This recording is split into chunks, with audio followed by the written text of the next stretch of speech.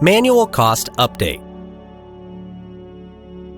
In order to modify your campaign cost in BeMob, go to the Campaigns tab. Select the campaign for which you want to update the cost. Click the Actions button and then Update Cost. In the Manual Cost Update window, choose the update period for which you wish to update the cost. Next, choose the time zone from the drop-down list.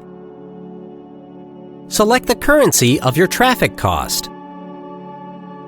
It should match the currency initially selected in Campaign Settings of BeMob.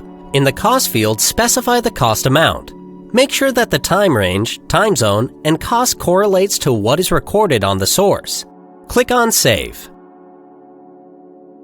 To recover the initial cost received before you have updated the cost manually, it is required to perform the following steps. Select the campaign from the list.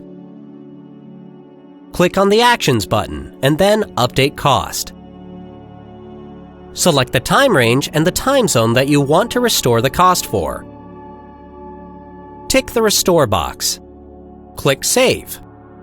This will restore the initial cost received before you have updated the cost. Before you update the cost for a campaign, it is required to get acquainted with some of the limitations on this option.